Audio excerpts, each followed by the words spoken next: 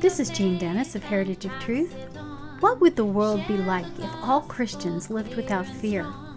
George W. Bush impersonator John C. Morgan has declared war on fear, and he's here to tell us about it.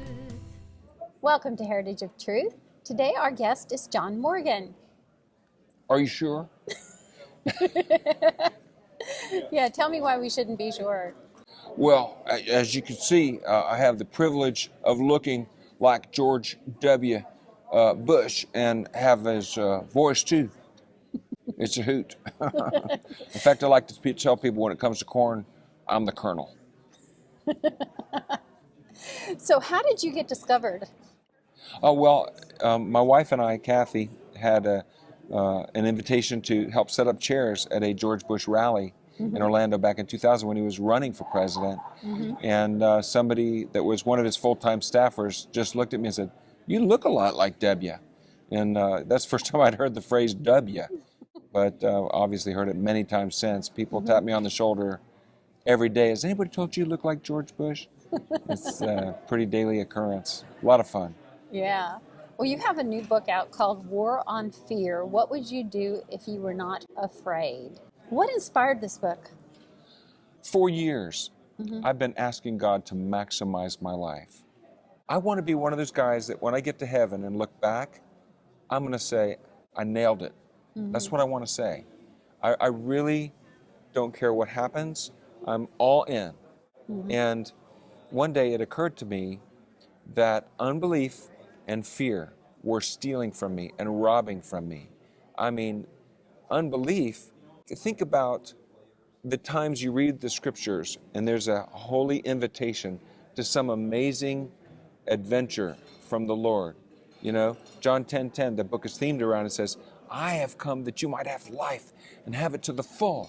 Well, if God says you can have life to the full and He's come to give it to you, you can be sure that's not an average life. That's not a normal life. That's not a beige life of blending in. That's something spectacular. But what happens is when we get an idea, we get a thought, get a prompting from the Lord, typically we just let it go in one ear and out the other. Why? Because we put faith in the wrong thing. We put faith in the thing that says, oh, you can't take that risk. Well, who says I can't take that risk? Who are you to say I can't take that risk? And so I got angry. I said, I declare war on fear, alone at home in my house. And I meant it. And so I launched my own war on fear, just myself. I want to get past this thing. I want to get past this. And then I started looking around. You know, I'd visit other churches having speaking engagements or corporations or anything. I saw fear everywhere. Now that this is just wrong. People should not be victimized by fear. When over 300 times in the Bible, God says, do not be afraid. Do you know it's actually disobedience to let fear cause you to be disobedient? Yeah. It's a tongue twister, but you know. So I thought, well, as long as I'm learning, as long as I'm fighting, as long as I'm journaling and discovering what fear is, how it works, and how to overcome it and conquer it, which I'm having the time of my life doing, I might as well bring in an army to do it too. Now here's my elevator pitch. Imagine what our world would look like if the church were unafraid. Wow. It would take no time at all. We would have our culture back. People would be getting saved left and right because we wouldn't be afraid to talk to them, to reach out to them, to share our faith. Right. If we do it all in love. It's a very loving invitation. Jesus said, be imitators of God as beloved children. And then what's the next line? And live a life of love, just as Christ loved us and gave Himself up for us as a fragrant offering and sacrifice to God. It's all about love. That's right. That's right. That's good. So why do you think so many people struggle with fear? Because it's invisible. They don't recognize it. They acquiesce to it without understanding why. I'm here to sound a trumpet and to say, folks, like I've had folks read the book and come back to me and say, I didn't realize there was so much fear in my life until I read your book. And because there was things that I would do, But I didn't realize fear was motivating those things until I read the book. And now they're overcoming it. It's so exciting. My with writer, Joel Balin, his wife tells me he's living a completely different life now that he helped me write the book. Oh, that's fantastic. It's very exciting. And my wife will tell you I'm living a completely different life now that I've written the book. There's also a story about the cover photo. So can you tell us about that? I wanted a picture that would be a little scary, you know, give you a little bit of vertigo or something. And I looked at all these different pictures. And when my friend Pam saw this picture, she goes, there's the picture. And then we found out the story behind the picture. This is actually my oldest son, Christopher, his wife's brother. So my son's brother-in-law, Zach, he's pictured here standing on a cliff. He has serious fear of heights. And yet there he is standing on this cliff overlooking this huge gulf of water. But he's standing there after surviving total kidney failure and having to get a transplant. My son Christopher stepped up and faced that fear down and donated one of his kidneys to his brother-in-law. Well, that's a wonderful story. So it's been a while that since Bush has been in office. Oh yeah. But Americans are still they're still interested in having President Bush at events, huh? You know, just last night he spoke in a sold-out venue over at the Gaylord Palms for a ministry, and I mean, he's a rock star. He owned the house. Every eye was riveted on him. The real George W. Yeah. Okay. He was, vilified in the media, but who the man actually is, I think he's a genius. Really? He's so articulate. He's so friendly. He had us laughing and just joking around. His ideas are brilliant. You know, he reads like 100 books a year. Oh my. And he's got a degree from Yale and Harvard. You know, he's a historian. He's just published his third book. I mean, people think he couldn't even read 3 books, much less write them. But he's a really, really tremendous influencer in our culture. And when I grow up, I want to be just like him. When you grow up. So when will that be? I'll let you know. Okay. Well, both of your books have been autobiographical. What was your other book? Yeah. My first book was called My Life as a Bush. And it was a comedic devotional. It's my story of becoming a George Bush impersonator and my crazy antics, like sneaking into the wax museum and just standing there and waiting for people to come get a picture and then go boo, you know, because they think I'm a wax Did you figure. really do that? Oh yeah. And I mean, I can walk into any boardroom, any business meeting. You know, it's amazing the power that comes with looking important. And there's that's an allegory of who we are as Christians, caring about Jesus Christ in our bodies. You know, if we knew our own authority, it would change our lives. And so I wrote a book about it, My Life as a Bush, and the subtitle is, And My Heart for Imitating Jesus. Oh, I like that. Because I want to walk mindful of the fact that I am his son, brother of Jesus Christ, joint heir with Christ, authorized prophet, priest, and king in this world. And, you know, I want to rock this life. I want to lay down my life for others. And so I wrote a book about it, and it's a funny book. I'm a comedian. But you know what? When all this started, I didn't want to have anything to do with it. Jeannie, I first said, no way, Jose, to becoming a George Bush impersonator because of fear.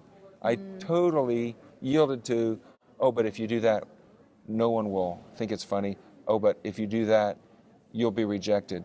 What if you do that and it fails? You know, yeah, but, what if? So I said, no way.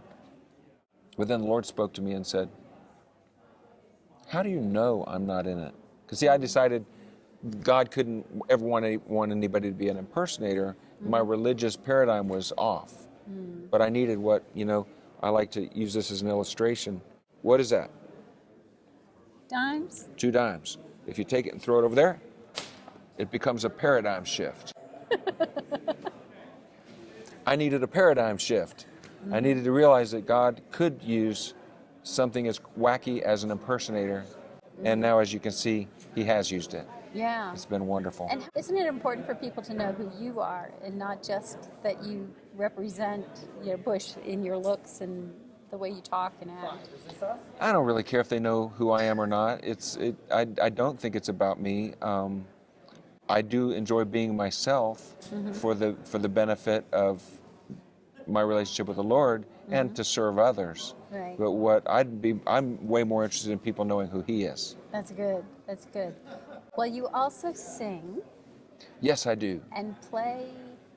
Play the guitar, Okay. the piano, and most recently, ukulele, or as some people call it, ukulele.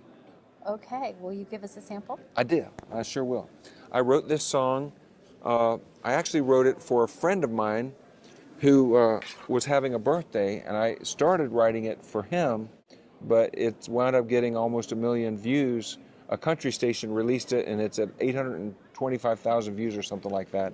Wow. So this is a kind of my ode to Donald Trump from George W. Bush.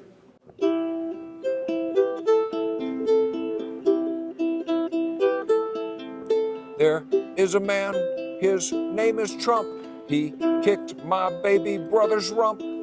But you don't really care for politics, do ya? But you hung in tough, you took the cake. Your strategery is to make us great. Misunderestimation never threw ya. Hallelujah, hallelujah, hallelujah, hallelujah.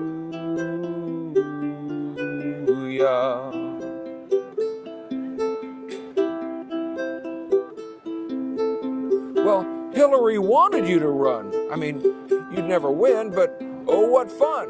When you were nominated, she sang hallelujah. Your orange hair, your goofy tan, your 2 long ties, your 2 small hands. Still America decided they would choose you. Hallelujah, hallelujah, hallelujah, hallelujah.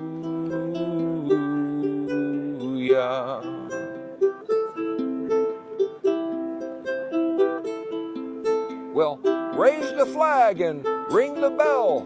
Donald won, ain't that swell? We're all still Americans, that is true, yeah. So wait it out, give peace a chance. Perhaps we'll all learn how to dance, and with one united voice sing hallelujah, hallelujah, hallelujah, hallelujah, hallelujah.